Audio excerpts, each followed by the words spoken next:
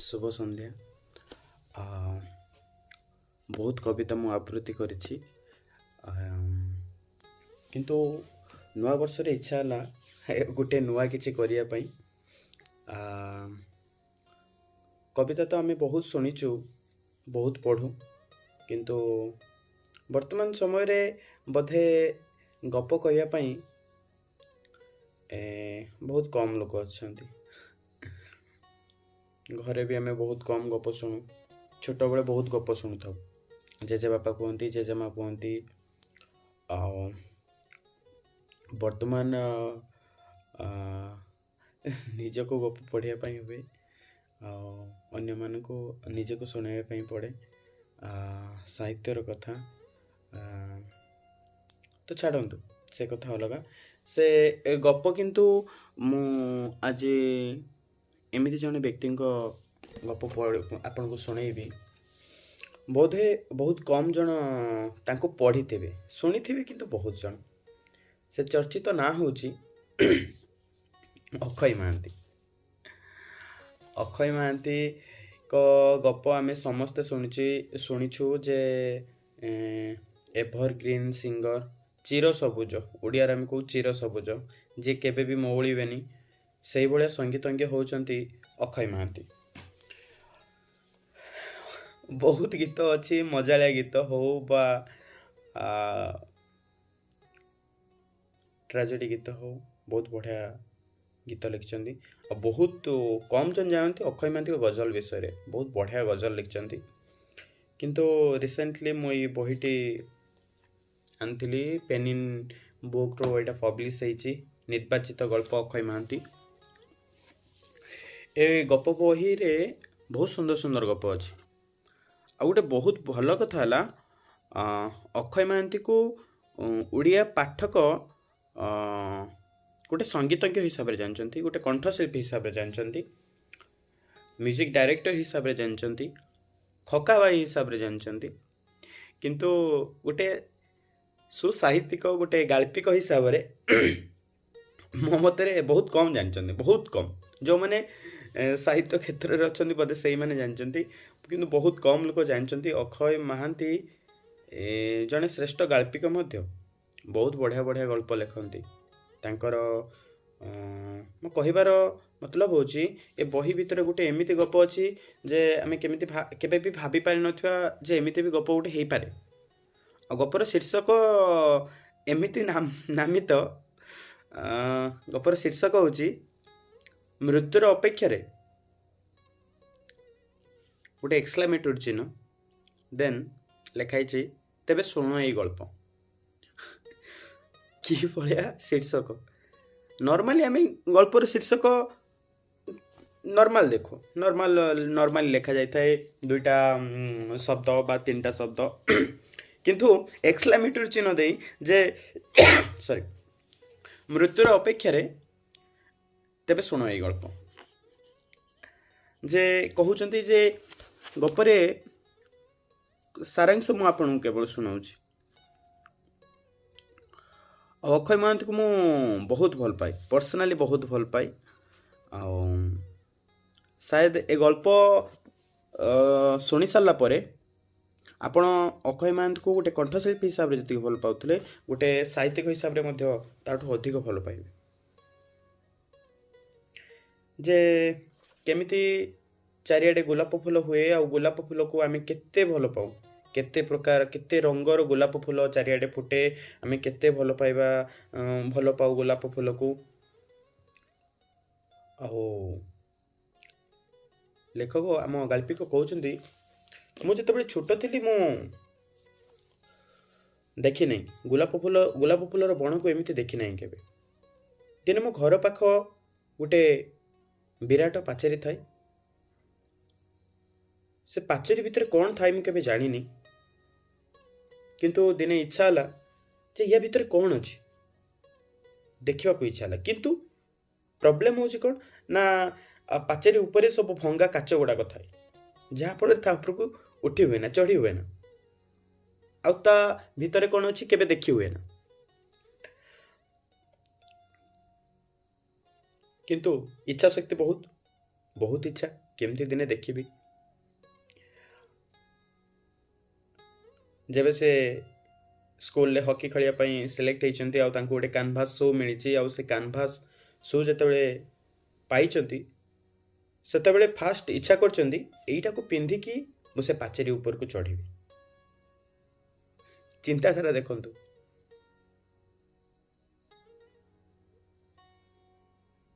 से जिते से पाचेरी ऊपर को चढ़ी देखी गोटे गुलाब फूलर बण रंग बेरंगर फूल खुशी हो जाइछन्ती एते गुलाप बण एते गुलाप गछ देखी एते गुलाप सज गुलाप फूल देखिकी से विभोर हो जाइछन्ती से आसिकी तांको सांग को कहिछन्ती जे चलो जीवा सेठी देखिबा केते केते कोन कोन अछि देखिबा चललो आउ ता सांग माने जो माने पाइछन्ती से कैनभास शो समस्त जाइछन्ती देखिया पई आ जो माने पाई नाहंती तांकर भी उत्सुकता अछि इच्छा अच्छी जे आमे भी देखियो आमे भी जानबू ता भीतर कौन अच्छी तो से माने कौन है ना जो मैंने कैनभास शो पाई ना से माने पाचेरी रे तले छिड़ा होइछन्ती आ जो मैंने कैनभास शो पाइछन्ती से माने ऊपर को जाइछन्ती हाथ रे चढ़िछन्ती हाथ रक्त हो जाइछि हाथ रु खंडिया हाथ खंडिया हो जाइछि रक्त स्राव होउछि खातिर नहीं लक्ष्य भीतर कौन अच्छी गोलाप बण को देखिछन्ती गोलाप बण को देखि साला परे से भाभी अक्षय महांती भाभी बोधे ए गोलाप फूलर जो ये गोलाप बगीचार मालिक बोधे जन माली होती जी नीति चंडी मंदिर रे ए फूल गुड़ाक दौथु तापर भाविले कहीं तो मुझे चंडी मंदिर थरे भी देखी ना ये भाया फूल छोट पिला होता कि भावुं थिंकिंग देख जे मुझे चंडी मंदिर के देखी नहीं भाया फूल ताले यहाँ बोधे मालीर नुहे आउ कह यार मालिक आउ किए अच्छा इतने सुंदर फूल आउ बगीचा भितर से देखी गोटे माने बगीचा भितर कोनी कोनी पाद सब जाइछि सेइडु तांकर थिंकिंग आसी बोधे ए बगीचार मालिक गोटे झीओटे आउ ए फूल गुड़ाक एते सुंदर जदि ए फूलर जत्न जदि एते माने सुंदर भावे निया जाउची गुटे भी धोली कोनोसी पत्र रे नाही मल्ला पत्र कोनोसी जगह रे नाही ताले निश्चय गोटे सुंदर झील एटी थिबो कथाटा एडु स्टार्ट होची जे गोटे सुंदर झील थिबो आमे सब बेले भाबू जे भलो काम करथो बोधे से सुंदर झीलटा आइथिबो सेमति किछि नाही बट गाल्पिक भावुंट एते सुंदर भावे जे ए गछर दायित्व ए बगीचार दायित्व तुलाऊँ बोधे गोटे सुंदर झील हो किंतु से कहते कहीं मुझे केवे देखनी से झीलटा को बोधे से केवे बाहर को बाहर ताले खाए कौन पीए कौन तापर भावुं बोधे राति से जाए जहाँ खाइबा जिनस किणी आने रोसई बास करिया जिनस भितर करे किंतु दिन से बाहर ना एमती भावुंट आ स्वप्न भी देखुं केमी से झीलटे आसूची फूल गछ गुड़ाक सब पानी दौची ये करुची सुंदर झीलटे नाली रंगर फ्रॉक पिंधिची सुंदर गढ़न आउ ए सब देखो देखो से स्वप्न मध्य देखुं काले किए मत देखु ना तो काले मो बो बाड़ेबन तो बो देखी नब जब मो पाचेरी उपरे छिड़ा होती बो बाड़ेब पार्टी कर तो से पाचेरी चढ़ा अपराध रे से बों ठारू जिते माड़ खाऊँ स्वप्न से निद भांगी जाता परदिन से सकाळ जाइकी से पिला मानकु आउ थरे कहिसेंती ता सांग मानकु जे एमती एमती कथा मते लागुची ता भीतर गोटे सुंदर झीलटे अछि आ झील कथा जिते शुणी सांग माने कहते चलो जीवा देखिबा इसमें क्या बात है चलो समस्ते जीवा देखिबा से सुंदर झील के ओके तो समस्ते आसिक चढ़ी देखुं किंतु कौन से झीवर दर्शन नहीं छोट छोट पाद सब पड़ी थाए आदिन देखी सारा पर सांग मैंने सब सब घर को पड़े कहीं किए झील कहीं ना तू मिछ कहूँ बोधे एमती कहीकि पलि आसिले तापर सांग मानकर उत्साहटा कमिगला किंतु गाल्पिकर इच्छा बहुत थाए बोधे मत लगुच गोटे सुंदर झील ता भितर अच्छी आम ताको निश्चय देखी भेट करी आउ दिन नेक्स्ट टाइम से जाइथांती जाइकी से पाचेरी उपरे चढ़ी गोटे फूल को देखी एमती लिखाई जे गोटे फूल को देखी मु कहे किलो फुलई आज तो बड़ चकमक लगुछु तो पाखरे से ता पाखरे से अधा सुखा फूल को देखी मन पुणी दुखित हो जाए किंतु मनटा मोर बेसी समय पाई दुखित हुए ना कारण मन को खुशी करने अनेक सज फूल फुटी जीवन दर्शन या भीतर लुचिक रही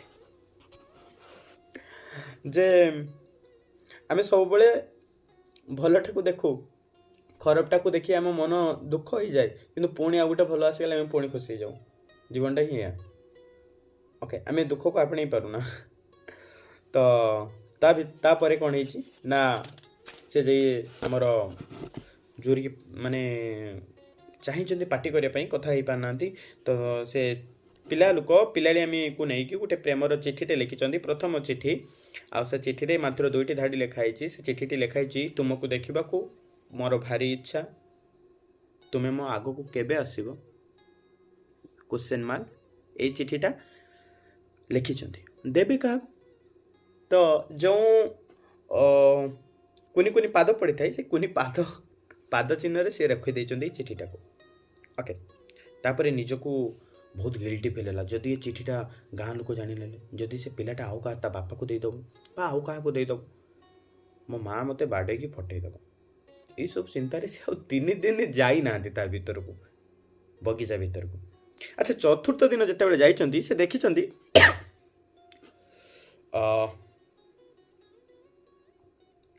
से जो गोलाप आमर जो पाद चिन्ह थाए से पाद चिन्ह पाखर से चिठीटी ना आ 3टा सुखिला गोलाप फूल पड़ी आउ गोटे सज गोलाप फूल पड़ी से देखिकी निजक पुणी गिल्टी फिल कले हो मु आसी पार्लिनी तानी प्रत्येक दिन से झील मत गोटे गोटे गोलाप दिए मन दुख है तथापि से सज गोलाप फूल को लेकिन से आसिले आओ से बड़ पार्टी करके कहते ओहो तमें मो चिठी पाइच किंतु पुणी किसी उत्तर आसलानी बाटरे जाउथुआ गोटे बुढ़ा लोकटे सी अनेला खरा बेलटारे गोटे पिलाटा पाचेरी ऊपर छेड़ा होगी से खाली एतिकी चिल्लाउची ओहो तमें मो चिठी पाइच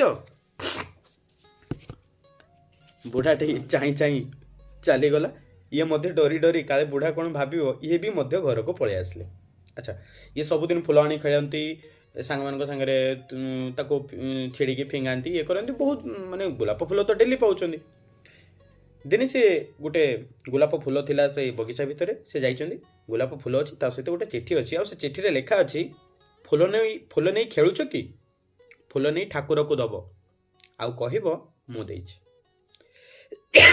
हाथ अक्षर गुड़ाक से सुंदर नथिला गाल्पिक भावुं बोधे ये मोटू कम पाठ पढ़ी बोधे केते जाए पाठ पढ़ी बोधे प्राथमिक श्रेणी जाए बोधे पढ़ी कि मुझे बेसी पाठ पढ़ी जाओ मु तो बड़ तो से फूल नहीं से दिन चंडी मंदिर जाइए और चंडी मंदिर फूल देकी कौन कह भावुँ कौच दब सी देची बोली मुझे कहबी मुझे कहीदेवी सी देती ताने एत छोट पिलाटे से मत पचारे किए देची आ मुझे से झीर ना भी जानी ना मुझे कौन कहबी तो सी से गोटे अभिमान आसते कहते आज जमी हेल्ले यार कि गोटे मीमांसा करी झील को पचारि जे मो सामना को आसब ना ना तुम ना कह ना ना नहने ना मुझे से फूल आउ चंडी मंदिर देवी ना से जाइए आउ ठीक अनुरूप भाव ता पर दिन गोटे गोलाप फूल अच्छी पुणी गोटे चिठी आमर गोटे गोलाप फूलटे ओनली अच्छी से देखी सारी से झीटा को देखापी व्यग्र होती इच्छा बहुत आसर किंतु से चित्कार करी तमें मो कथा शुणी पारुछ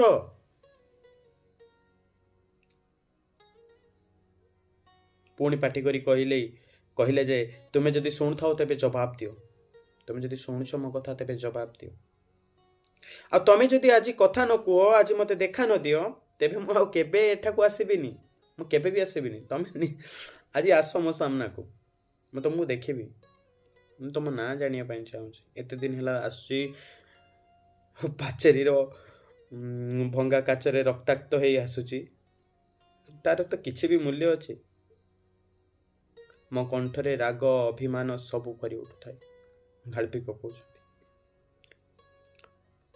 हठात गोटे शब्द शोभिला जे कोड़िया घर भितर मु उत्साह नहीं कहली ତମେ ଯଦି ମୋତେ ଶୁଣିପାରୁଥାଅ ତେବେ ତୁମ ଦୁଆର ଦେଇ ବାହାରକୁ ପାଣି ଗିଲାସଟେ ଫୋପାଡ଼ି ଦିଅ। ଆଉ ମୋ କଥା କହିବା ପରେ ମାନେ ଗାଳ୍ପିକଙ୍କ କଥା କହିବା ପରେ ଝିଅଟି ବା ସେ ଘର ଭିତରୁ ପାଣି ଗ୍ଲାସଟେ ବାହାରକୁ ଛାଟି ଦିଆଯାଇଛି। ସେ ତାପରେ ଭାବିଲେ ଯାହା ହଉ ମୋ କଥା ତମେ ଶୁଣିପାରୁଛ, ତ ବର୍ତ୍ତମାନ ଆଗକୁ ଆସ। ଯଦି ନ ଆସିବ ମୁଁ ରାଣ ଖାଇ କହୁଛି ତମ ଫୁଲ କେବେ ବି ମୁଁ ଚଣ୍ଡୀ ମନ୍ଦିର ପାଖରେ ଦେବି ନାହିଁ। ଗାଳ୍ପିକ ଲେଖୁଛନ୍ତି ଏଥର କୁଡ଼ିଆ ଦୁଆର ଖୋଲିଲା। ଇସ୍ ଏ କ'ଣ? ମୋ ଜୀବନର ପ୍ରଥମ ସ୍ୱପ୍ନ ଓ ସତ୍ୟର ଅଭିଜ୍ଞତା। ଏ କ'ଣ ମୁଁ ଦେଖୁଛି? ଘର ଭିତରୁ ଘୋଷୁଡ଼ି ଘୋଷୁଡ଼ି ବାହାରି ଆସୁଛି ଗୋଟିଏ ପଙ୍ଗୁ। ହାତ ଆଙ୍ଗୁଠି ସବୁ ପାପୁଲି ସାଙ୍ଗେ ମିଶିଗଲାଣି, ଗୋଡ଼ ସବୁ ଘୋରି ହୋଇଗଲାଣି। ଏ ମଣିଷ ନା ଭୂତ? ସେ ଲୋକଟି କହିଲା ମୋତେ ଦେଖି ସମସ୍ତେ ଡରିଯାଆନ୍ତି, ତମେ ଡରିବନି ତ? ମୋ ମୁହଁରୁ କଥା ବାହାରି ନଥାଏ। This is the tragedy. ଗାଳ୍ପିକ କହୁଛନ୍ତି ମୋ ମୁହଁରୁ କଥା ବାହାରୁ ନଥାଏ। ମୁଁ ଯାହାକୁ ଭାବୁଥିଲି ଯେ ଗୋଟେ ସୁନ୍ଦର ଝିଅ, ସେ ଏମିତି ପଙ୍ଗୁ, ତା ହାତ ଘୁରି ଯାଇଛି, ମାନେ ହାତ ଆସ୍ତେ ଆସ୍ତେ ନଷ୍ଟ ହେଇଯାଉଛି, ଘୁଷୁଡ଼ି ଘୁଷୁଡ଼ି ଆସୁଛି। ସେ ବିଶ୍ୱାସ କରିପାରୁନାହାନ୍ତି ନିଜକୁ, ନିଜ ଆଖିକୁ, ନିଜ ଭାବନାକୁ। ଗାଳ୍ପିକ କହୁଛନ୍ତି ମୁଁ ଆସ୍ତେ ଆସ୍ତେ ପଥର ପାଲଟି ଯାଉଥାଏ। ତାପରେ ସେ ସାମ୍ନା ଲୋକ କହୁଛି ହଁ କାହିଁକି ମୋତେ ଖୋଜୁଥିଲ? ମୁଁ କ'ଣ କହିବି କିଛି ଠିକ୍ କରିପାରୁନଥିଲି। ଲୋକଟା ଯେ କୁଷ୍ଠରୋଗୀ ସେ ଧାରଣା ମଧ୍ୟ ମୋର ନଥିଲା। ମୁଁ କେବଳ ଆଶ୍ଚର୍ଯ୍ୟ ହୋଇଥିଲି ଗୋଟିଏ କଥା ନାହିଁ, ମୁଁ ଭାବିଥିଲି କ'ଣ, ଦେଖିଲି କ'ଣ? ମୁଁ ଭାବିଥିଲି କ'ଣ, ମୁଁ ଆଶା କରିଥିଲି କ'ଣ, କିନ୍ତୁ ଦେଖିଲି କ'ଣ? ଏବଂ ହୁଏତ ବାକି ଜୀବନ ମୁଁ ସେଇ ଗୋଟିଏ କଥା ନେଇ ପ୍ରତ୍ୟେକ ବିଷୟରେ ଆଶ୍ଚର୍ଯ୍ୟ ହେଉଛି ଓ ହେଉଥିବି। କିନ୍ତୁ ସେଦିନ ମୁଁ ତାକୁ ସାହସର ସହିତ ପଚାରିଲି ତମେ ଏଠି କରୁଛ କ'ଣ? ସେ ହସି ହସି ଉତ୍ତର ଦେଲା ମରଣକୁ ଅନେଇଛି। ଦର୍ଶନ। ଜଣେ ବଞ୍ଚିଛି ଆଉ ପୁଣି କହୁଛି ମୁଁ ମରଣକୁ ଅନେଇଛି, ଏଠି ଅପେକ୍ଷା କରିଛି। ଲେଖକ କହୁଛନ୍ତି ସେ ବୟସରେ ମୋର ଏତେ କିଛି ଚିନ୍ତା କରିବାର ନଥିଲା ଯେ ମୁଁ ଭାବି ପାରୁନଥିଲି ଯେ କେମିତି ଆମର ଏସବୁ ମରଣ କଥା। ମୁଁ ତ ଜଷ୍ଟ ଜନ୍ମ ହେଇଛି, ମୁଁ ତ ବଞ୍ଚୁଛି, ଜୀବନ ବଞ୍ଚୁଛି କ'ଣ? ମୁଁ କେବେ ଜାଣିନି ଯେ ମରଣ କ'ଣ, ମୃତ୍ୟୁ କ'ଣ। ମୁଁ ଭାବିଛି ଜଣେ ବୁଢ଼ା ହେବ, ମରିବ, ସେ ଅବଭିୟସ୍, ସେଇଟା ଅଲଗା କଥା। କିନ୍ତୁ ମୁଁ କେବେ ଭାବିନି ଯେ ଜଣେ ଲୋକଟେ ଏମିତି କେବେ ଅପେକ୍ଷା କରିକି ବସିଥିବ ମୃତ୍ୟୁକୁ। କିନ୍ତୁ ଯେତେବେଳେ ମୁଁ ବଡ଼ ହେଇଛି, ଗାଳ୍ପିକ କହୁଛନ୍ତି ଯେତେବେଳେ ମୁଁ ବଡ଼ ହେଇଛି, ବହୁତ କଷ୍ଟ ସହିଛି, ବହୁତ ଯନ୍ତ୍ରଣା କେବେ କେବେ ଆସେ। ଯେବେ ଯେବେ ଇଚ୍ଛା ହୁଏ ଆତ୍ମହତ୍ୟା କରିବା ପାଇଁ, ସେତେବେଳେ ଏଇ ଗୋଟିଏ ମାତ୍ର ମୋ ପାଖରେ ସାନ୍ତ୍ୱନା ଥାଏ ଯେ ଆତ୍ମହତ୍ୟା କାହିଁକି? ମରଣକୁ ତ ଗୋଟେ ଗୋଲାପ ବଣରେ ମଧ୍ୟ ଅପେକ୍ଷା କରାଯାଇପାରେ। ଏ ଲାଇନଟି ମୋତେ ପାଗଳ କରିଦିଏ ଯେ ଆତ୍ମହତ୍ୟା କାହିଁକି କ୍ୱେଶ୍ଚନ୍ ମାର୍କ, ମରଣକୁ ତ ଗୋଟେ ଗୋଲାପ ବଣରେ ମଧ୍ୟ ଅପେକ୍ଷା କରାଯାଇପାରେ। ଆଉ ଏଇ ଲାଇନଟି ମୁଁ ପ୍ରଥମେ ଶୁଣିଥିଲି ଅକ୍ଷୟ ମହାନ୍ତିଙ୍କର ଗୋଟିଏ ଇଣ୍ଟରଭ୍ୟୁରୁ। ବୋଧେ ସେ ଇଣ୍ଟରଭ୍ୟୁଟା ଡିଡି ନ୍ୟାସନାଲରେ ଥାଇପାରେ, ଆପଣମାନେ ଚାହିଁଲେ ଦେଖିପାରିବେ। ବଟ୍ ଏଇଟା କେତେ ବଡ଼ କଥା ଯେ ମରଣ କାହିଁକି, ମାନେ ଆତ୍ମହତ୍ୟା କାହିଁକି ଆମେ କରିବା ପାଇଁ ଯିବା? ମୃତ୍ୟୁକୁ ଆମେ ଅପେକ୍ଷା କରିପାରିବା ଗୋଟେ ସୁନ୍ଦର ସମୟ ଭିତରେ, ଗୋଟେ ସୁନ୍ଦର ପରିବେଶ ମଧ୍ୟରେ, ଗୋଟେ ଗୋଲାପର ବଣ ଭିତରେ। ଯେ ଆମେ ଯାହା ଭାବୁ ସବୁବେଳେ ତାହା ହିଁ ହୋଇନଥାଏ ଆମ ସାଙ୍ଗରେ। ମୁଁ ଗାଳ୍ପିକ ଭାବିଥିଲେ ଗୋଟେ ସୁନ୍ଦର ଝିଅ ଥିବେ, କିନ୍ତୁ ତା ଭିତରୁ ବାହାରିଲେ ଜଣେ ଯିଏ ମୃତ୍ୟୁକୁ ଅପେକ୍ଷା କରି ରହିଛି, ଆଉ ଗୋଟେ ପଙ୍ଗୁ, ଜଣେ କୁଷ୍ଠରୋଗୀ।